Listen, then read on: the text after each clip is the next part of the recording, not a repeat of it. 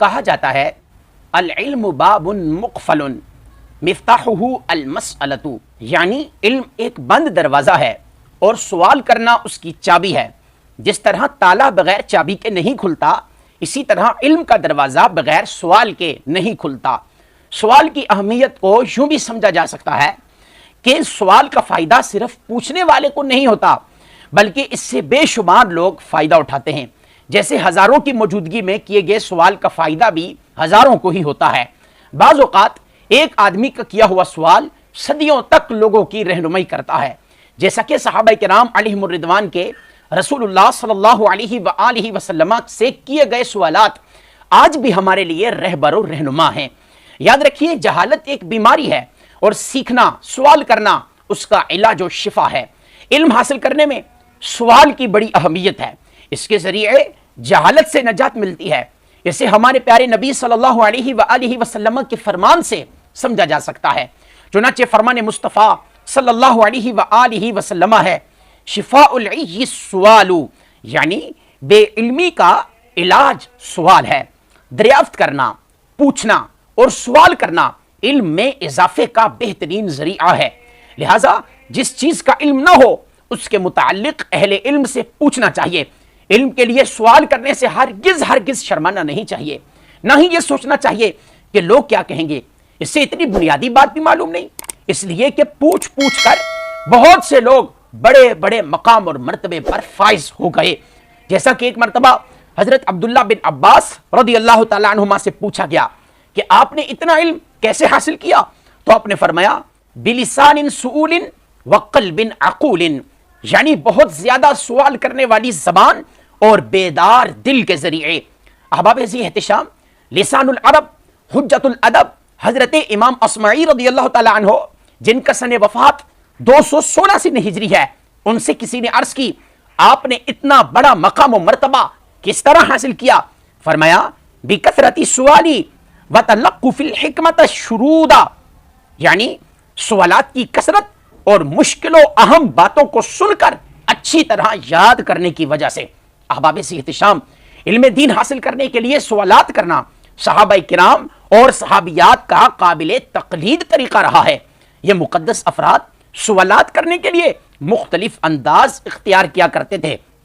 کبھی تو خود بارگاہ رسالت میں حاضر ہو کر، کبھی کسی کے ذریعے اپنا سوال پہنچا کر علمی پیاس بجھانے کا سامان فرمایا کرتے تھے۔ انہوں نے دینی مسائل سیکھنے میں کبھی جھجک کو رکاوٹ نہ بننے دیا، جیسا کہ ام المومنین حضرت عائشہ الصدیقہ رضی اللہ تعالی عنہا نے انصاری صحابیات کی تعریف کرتے ہوئے فرمایا نعم النساء نساء الانصار لم یکن یمنعہن الحیاء ان یتفقہن فی الدین، یعنی انصاری عورتیں کتنی اچھی ہیں کہ دینی مسائل سیکھنے میں حیا نہیں کرتی۔ انصار کی انہی خواتین کے سوالات کی بدولت کتنے ہی شرعی احکامات امت تک پہنچے۔ اللہ اکبر۔ حضرت امام بخاری رحمۃ اللہ تعالی علیہ نے علم میں حیا اور جھجک کے متعلق ایک باب باندھا اور اس کا آغاز اس قول سے کیا لا يتعلم العلم مستحی ولا مستکبر، یعنی حصول علم میں شرمانے والا اور تکبر کرنے والا کبھی علم حاصل نہیں کر سکتا۔ جو آدمی اس خیال سے سوال کرنے سے شرماتا ہے کہ لوگ میرے بارے میں کیا سوچیں گے کہ اسے اتنی سی بنیادی بات بھی معلوم نہیں، بعض اوقات یہ ہمیشہ ان باتوں کے سیکھنے سے محروم رہ جاتا ہے۔ حضرت سیدنا عمر بن عبد العزیز رضی اللہ تعالی عنہ فرمایا کرتے تھے میں بہت کچھ جانتا ہوں، لیکن جن باتوں کے بارے میں سوال کرنے سے شرمایا تھا ان سے اس بڑھاپے میں بھی بے خبر ہوں۔ اسی طرح جو اپنے آپ کو بہت بڑا عالم تصور کرتے ہوئے سوال کرنے کو اپنی شان کے خلاف سمجھے، وہ علم نافع اور اس کی برکتیں ہرگز حاصل نہیں کر سکتا۔ اور اس کے برعکس جو آدمی علم دین سیکھنے سکھانے میں نہ شرمائے، وہ اللہ کریم کے فضل و کرم سے علم و عمل کے میدان میں اتنا آگے نکل جاتا ہے کہ لوگ اس کی خاک پا کو بھی نہیں پہنچ پاتے۔ سبحان اللہ۔ حضرت عبداللہ بن مسعود رضی اللہ تعالیٰ عنہ فرماتے ہیں زیادت العلم الابتغاء ودرک العلم السؤال فتعلم ما جہلتا وعمل بما علمتا، یعنی تلاش سے علم میں اضافہ ہوتا ہے اور علم میں مہارت سوال سے ہوتی ہے۔ تو جس کا تمہیں علم نہیں اس کے بارے میں سیکھو اور جو کچھ جانتے ہو اس پر عمل کرو۔ حضرت ابن شہاب رحمت اللہ تعالی علیہ فرماتے ہیں العلم خزانۃ مفتاحها المسألۃ، یعنی علم ایک خزانہ ہے اور پوچھنا، سوال کرنا اس کی چابی ہے۔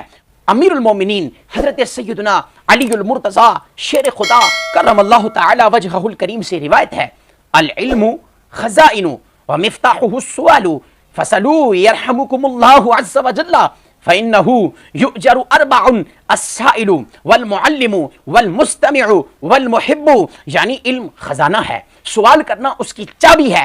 اللہ پاک تم پر رحم فرمائے، سوال کیا کرو، کیونکہ اس میں 4 افراد کو ثواب دیا جاتا ہے، سوال کرنے والے کو، جواب دینے والے کو، سننے والے کو، اور ان سے محبت کرنے والے کو۔